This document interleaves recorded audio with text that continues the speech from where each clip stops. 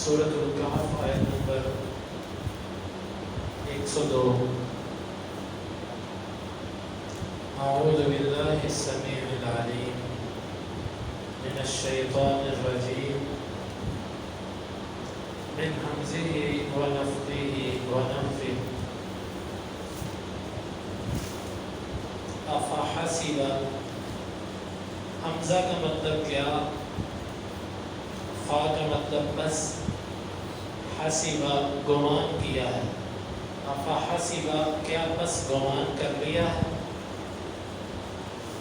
الذین ان لوگوں نے، کفروا جنہوں نے کفر کیا، ان کے، یتخذوا وہ بنا لیں، عبادی میرے بندوں کو، من دونی میرے علاوہ، اولیاء دوست، انا بے شک ہم نے، اعتدنا ہم نے تیار کیا ہے، جہنم جہنم کو، للکافرین کافروں کے لیے، نزلا مہمان نوازی کے طور پر۔ قل آپ کہہ دیجئے، حل کیا، ننبئکم ہم تمہیں خبر دیں، بالاخسرین سب سے زیادہ خسارے والوں کی، اعمال عمل کے اعتبار سے، الذین وہ لوگ ہیں، ضل ضائع ہو گئی، سعیہم ان کی کوششیں، فی میں الحیات زندگی، الدنیا دنیا کی، وہم اور وہ، یحسبون گمان کرتے ہیں، انہم بے شک وہ، یحسنون وہ اچھائی کر رہے ہیں، صنعا اپنے کاموں میں،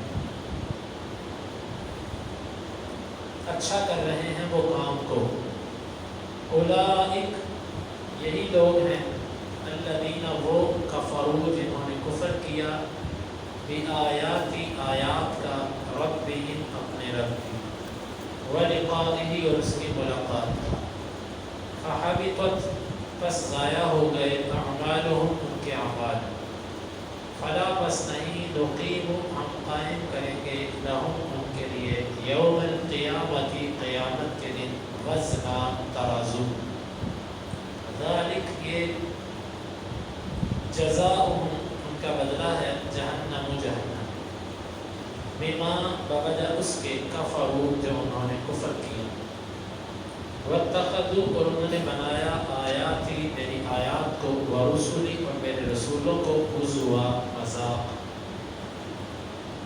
افحسب الذین کفروا ان یتخذوا عبادی من دونی اولیاء،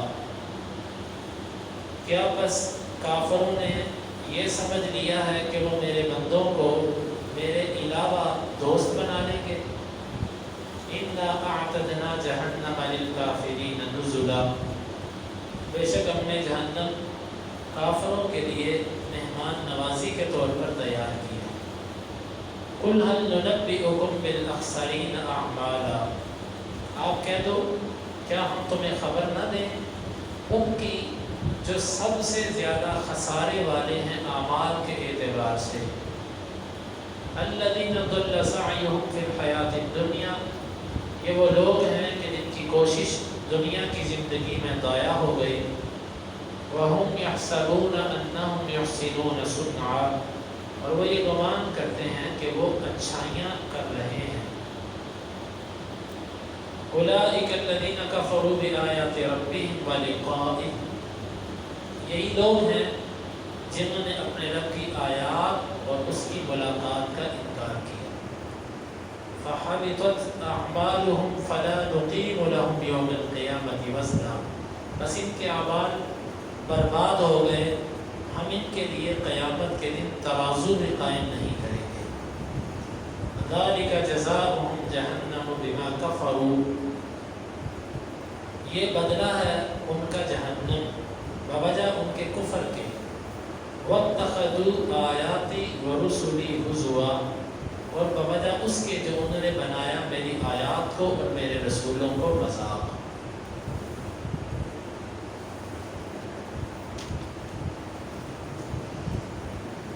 یہ سورہ کہف کا آخری رکوع ہے.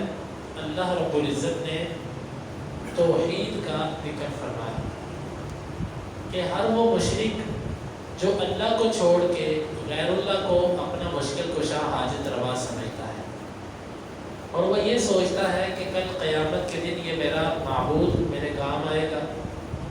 عیسائیوں نے عیسیٰ علیہ السلام، یہودیوں نے عزیر، اور اسی طرح مشرکین مکہ نے فرشتوں کو اور بتوں کو یوں بنا لیا تھا کہ یہ ہمیں کل قیامت کے دن کام آئیں گے. اللہ تعالیٰ کہتے ہیں کہ کیا کافر یہ سمجھتے ہیں کہ میرے ہی بندوں کو میرے مقابلے میں لا کھڑا کریں گے؟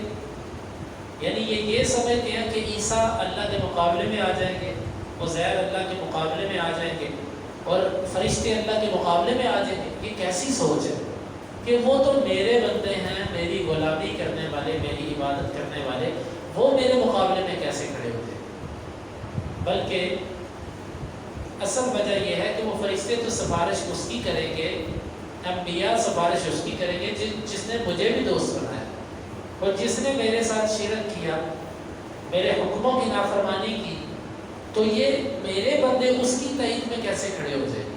ایسا نہیں ہو سکتا.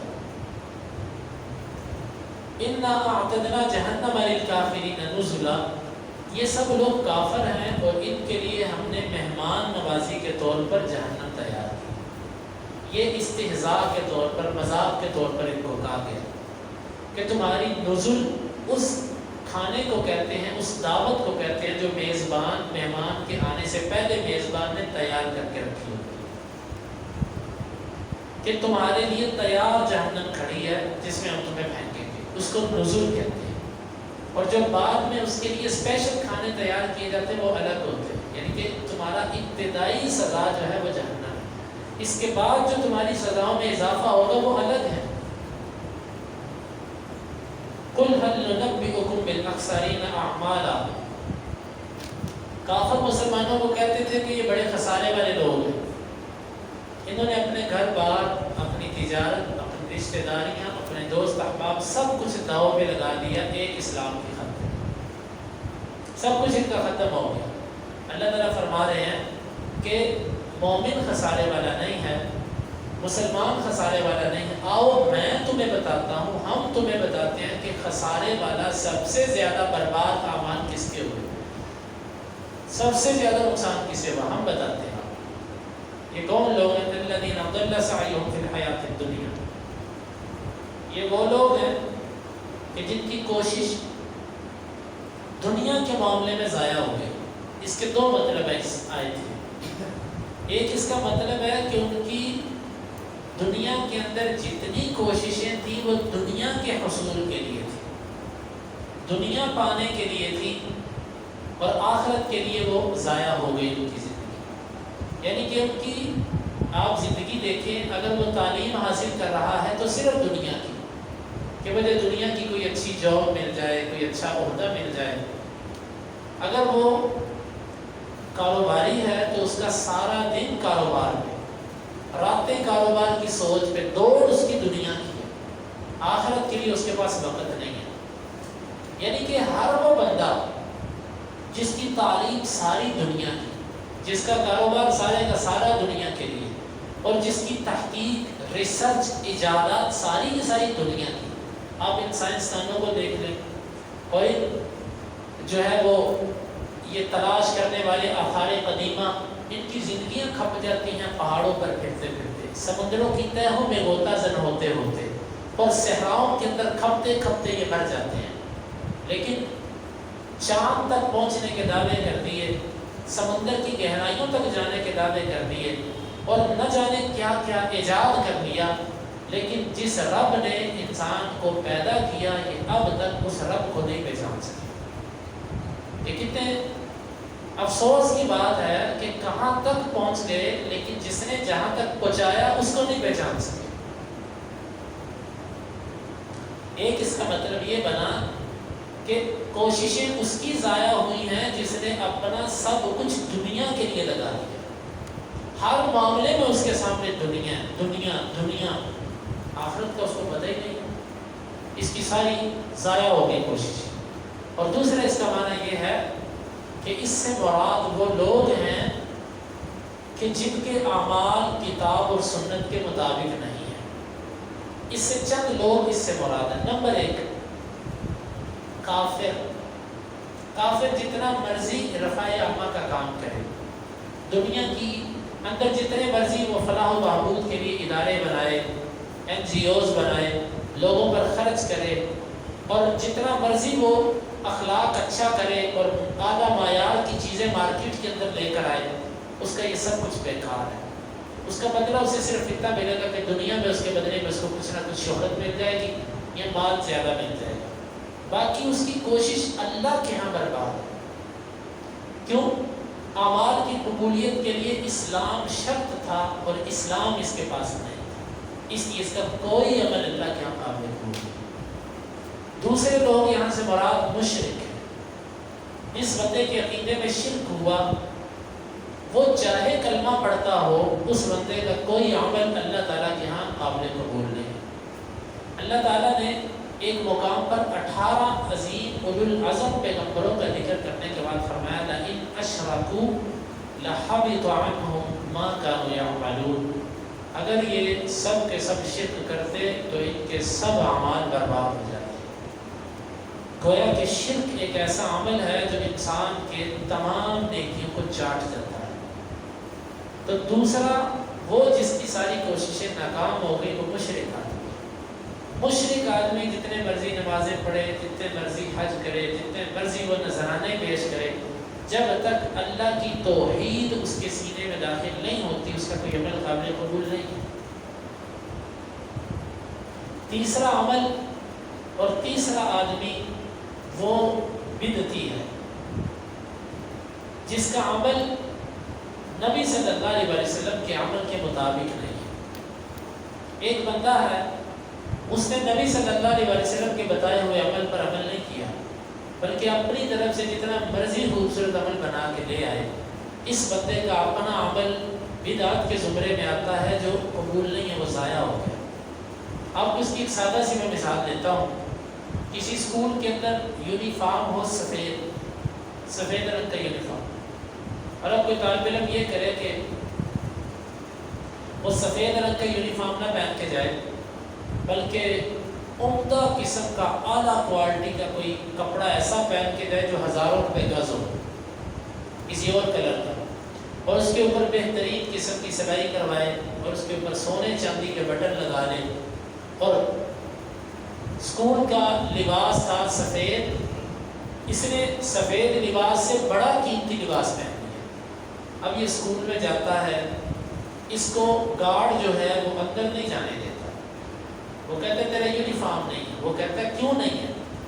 یہاں پر جتنے طالب علم ہیں ان میں سے سب سے زیادہ قیمتی کپڑا میرا ہے، اور سب سے خوبصورت سلائی میرے کپڑے کی ہے، اور سب سے قیمتی اس کے اوپر مٹیریل میرے لباس پر استعمال ہو، تو مجھے اندر کیوں نہیں جانے دیتا؟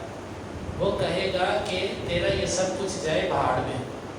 اسکول کے داخلے کے لیے جو یونیفارم شرط تھا، تیرا یہ قیمتی لباس بھی اس یونیفارم کے معیار پر نہیں اتر رہا، تو اندر نہیں جا سکتا۔ اسکول کے اندر کالے بوٹ پہن کر بچے جاتے ہیں، کوئی بندہ سفید رنگ کے قیمتی قسم کے جوگر پہن کے چلا جائے، کیا خیال ہے؟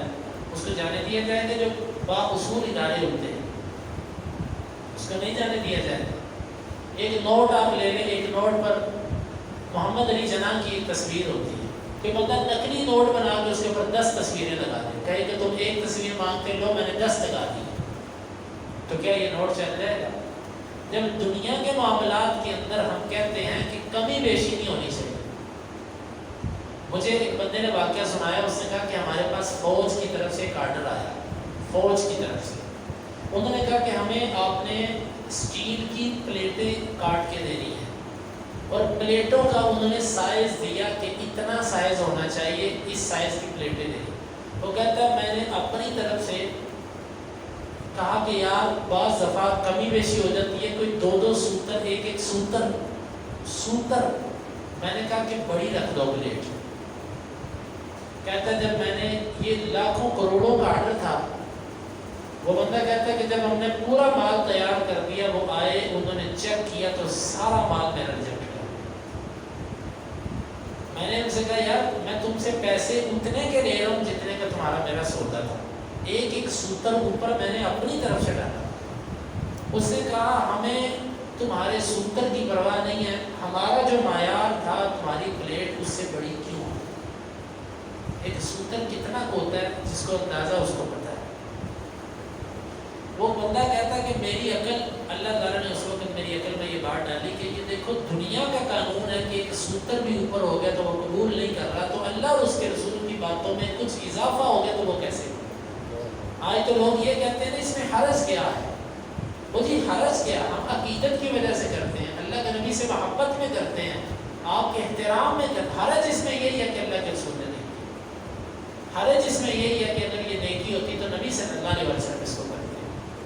تو بدعتی آدمی جو ہے وہ جتنا مرضی پیارا عمل کرے، جتنا مرضی اچھا عمل کرے، یہ چلے، یہ کتابیں اور یہ زندگیوں کے اتنے اتنے 100 نوافل اور اتنے اتنے ہزار ورد اور اتنے اتنے ذات فلانا فلانا اسم، یہ جب سنت سے ثابت نہ ہو تو ان کی کوئی حیثیت نہیں۔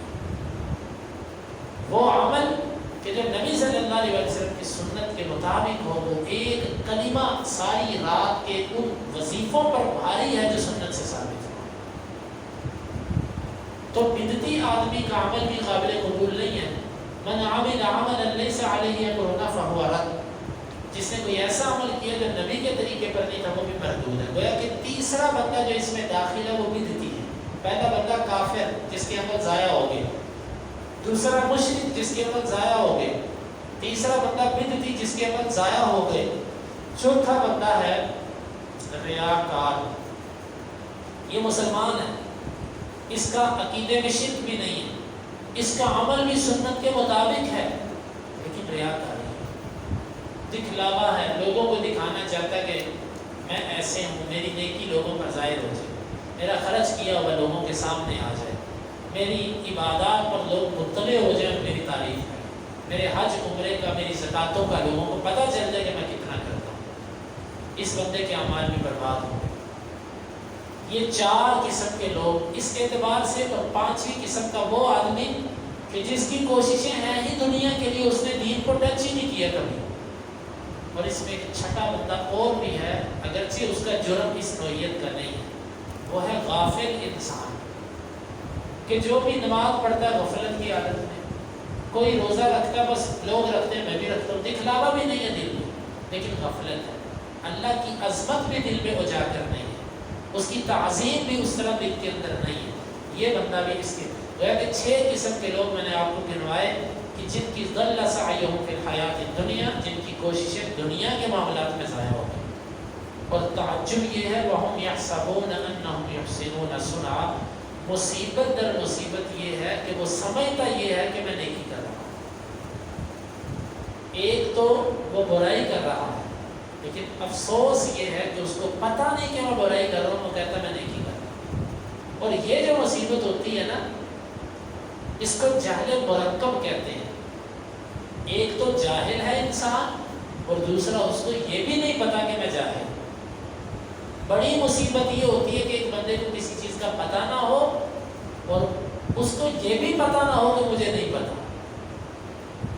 وہ شاعر کہتا ہے نا ان کنت لا تدری فتلک مصیبت، اگر تم نہیں جانتا تو یہ تو ایک مصیبت ہے ہی، وَإِن كُنْتَ تَدْرِي فَالْمُصِيبَةُ أَعْظَمُ، اور اگر تو جانتا ہے پھر یہ مصیبت پہلی سے بھی بڑی ہے کہ تیرے اندر ضد موجود ہے، کہ تجھے پتا کہ پھر بھی تو نہیں مانتا۔ اور بعض دفعہ ایک انسان ہوتا ہے وہ جاہل ہوتا ہے، اس کو پتا ہوتا ہے کہ مجھے اس چیز کا نہیں پتا، بھائی مجھے نہیں پتا۔ اور بعض دفعہ ایسے ہوتا ہے کہ ایک بندہ جاہل بھی ہوتا ہے اور اپنے آپ کو عالم سمجھ رہا ہوتا ہے، یہ بڑی مصیبت ہوتی ہے۔ وَهُمْ يَحْسَبُونَ أَنَّهُمْ يُحْسِنُونَ صُنْعًا، بڑی مصیبت یہ ہے کہ یہ اپنے گناہوں کو سمجھتے کہ ہم نیکیاں کر رہے ہیں۔ ہر مشرک کو دیکھ لو، بدعتی کو دیکھ لو، اور ہر گناہگار اور فاسق و فاجر کو دیکھ لو، سمجھتا میں نیکیاں کر رہا ہوں۔ اولئک الذین کفروا بآیات ربہم، یہ وہ لوگ ہیں جنہوں نے رب کی آیتوں کا کفر کر دیا، انکار کر دیا، عملاً یا زبان کے ساتھ، دونوں طرح کفر ہوتا ہے۔ اور اس کی ملاقات کا انکار کہ قیامت کے دن رب سے ملاقات ہوگی۔ فحبطت اعمالهم فلا نقیم لهم یوم القیامۃ وزنا، اللہ تعالیٰ کہتے ہیں بس ان کے اعمال برباد ہو گئے، جب ان کے پلے کچھ نہیں رہا تو ان کے اعمال تولنے کے لیے ہم تکڑی اور ترازو بھی قائم نہیں کریں۔ کچھ چیزیں ایسی ہوتی ہیں نا، ان کے لیے بندہ ترازو قائم کرتا ہے کہ بھئی تولو یہ ہے کتنا، اور جب تھیلے میں ہو ہی کچھ نہ تو کوئی بندہ کہے کہ یہ تھیلا تول دو، وہ پکڑ کے کہے کہ اس میں ہے کیا جو میں تول دوں، اس میں تو کچھ بھی نہیں۔ شاپر کے اندر کلو چینی ہو تو بندہ تلواتا ہے، شاپر پھٹ گیا ہو، سب کچھ نیچے گر چکا ہو، بندہ خالی شاپر پھٹا ہوا لے جا کر کسی کو کہے اس کو تول دو، وہ کہتا ہے تو پاگل ہے، اس کو میں کیوں تولوں، اس میں کیا ہے جو میں تولوں۔ ان کے اعمال تو ضائع ہو گئے، اب ان کے پاس رہا کچھ نہیں، تو رب کس کے لیے ان کا ترازو قائم ہے، کس وجہ سے ان کا ترازو قائم ہے کیا ان کے پاس۔ آئیو یہ بڑی گہری آیات ہے، میں نے بیان کر دیا، آپ نے سن لیا، بیان کرنے والے اور سننے والے دونوں کے اندر وہ احساس ہے، مگر یہ وہ آیات ہے کہ جس سے لوگوں کی زندگیاں بدل کے رکھ دی۔ ہر بندے کو اپنے محاسبے پہ لگا دیا کہ کہیں ایسا نہ ہو کہ میں ان لوگوں میں شمار ہو جاؤں جس کے اعمال ضائع ہو گئے۔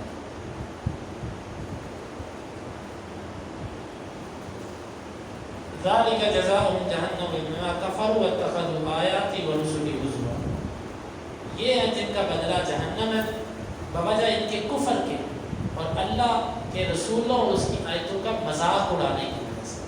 حدیث کے اندر آتا ہے، نبی صلی اللہ علیہ وسلم نے فرمایا کہ قیامت کے دن ایک شخص کو لایا جائے گا، پھر رجل السمین، موٹا آدمی، بہت موٹا آدمی، دنیا میں کھا کھا کے موٹا ہو چکا، لیکن اللہ کے ہاں فلا یزن عند اللہ جناح بعوضہ، اللہ کے ہاں اس کا وزن مچھر کے پر کے برابر بھی نہیں ہوگا۔ اللہ کے ہاں جسموں کے وزن نہیں ہے۔ عبداللہ بن مسعود رضی اللہ عنہ ایک دفعہ ایک درخت پہ چڑھے، ان کی پتلی پنڈلیاں دیکھ کے صحابہ کرام ہنسنے لگے۔ آپ نے فرمایا تم ان پتلی پنڈلیوں پہ ہنستے ہو، یہ اللہ کے ہاں بہت بھاری ہیں، بہت پہاڑ سے بھاری ہیں یہ اللہ کے ہاں۔ اللہ کے ہاں وزن ایمان کا ہے، جسم کا وزن نہیں ہے، مال کا وزن نہیں ہے، عہدے کا وزن نہیں ہے، دنیاوی علوم کا وزن نہیں ہے، اللہ کے ہاں وزن ایمان کا ہے، ایمان کا۔ تو یہ ہمیں چاہیے کہ ہم اپنے اعمال کا جائزہ لیں۔ بعض دفعہ کوئی بندہ اپنے عمل احسان جتا کر اپنی نیکی ضائع کر دے، کسی پر نیکی کی بعد میں احسان جتا دے، تو یہ سب کی سب صورتیں اعمال کو برباد کر دینے کی ہیں۔ اللہ تعالیٰ سے دعا ہے کہ اللہ تعالیٰ ہمیں آیات کو سمجھنے کی اور عمل کی توفیق